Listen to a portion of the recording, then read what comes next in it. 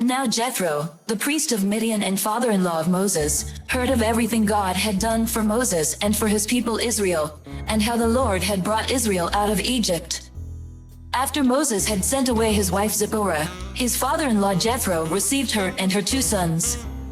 One son was named Gershom, for Moses said, I have become a foreigner in a foreign land, and the other was named Eleazar, for he said, my father's God was my helper, he saved me from the sword of Pharaoh. Jethro, Moses' father-in-law, together with Moses' sons and wife, came to him in the wilderness, where he was camped near the mountain of God. Jethro had sent word to him, I, your father-in-law Jethro, am coming to you with your wife and her 2 sons. So Moses went out to meet his father-in-law and bowed down and kissed him.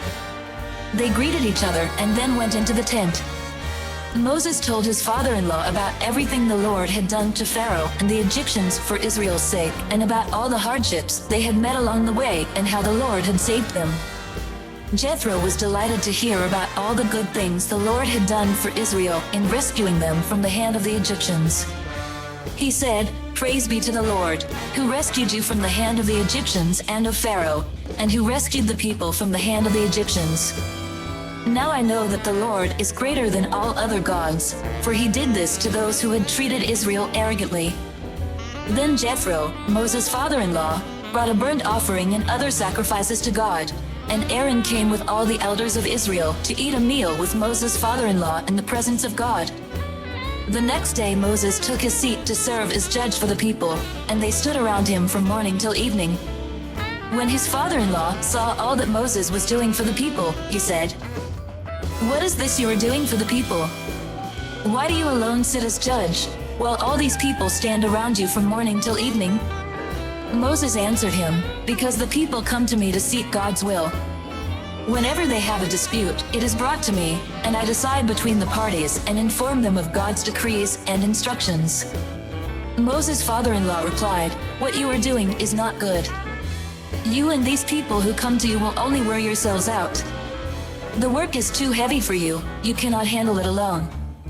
Listen now to me, and I will give you some advice, and may God be with you. You must be the people's representative before God and bring their disputes to him. Teach them his decrees and instructions, and show them the way they are to live and how they are to behave.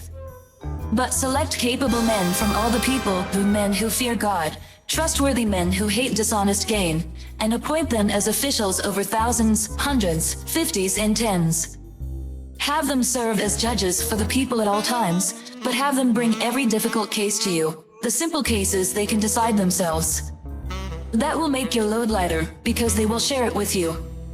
If you do this and God so commands, you will be able to stand the strain, and all these people will go home satisfied. Moses listened to his father-in-law and did everything he said. He chose capable men from all Israel and made them leaders of the people, officials over thousands, hundreds, fifties, and tens. They served as judges for the people at all times.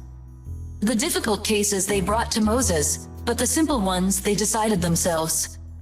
Then Moses sent his father-in-law on his way, and Jethro returned to his own country. Come, follow me, and I will send you out to fish for people. I hope and I pray that the Spirit of God, the Almighty, is with you, and that His Son and His Holy Spirit bless you and your family throughout eternity.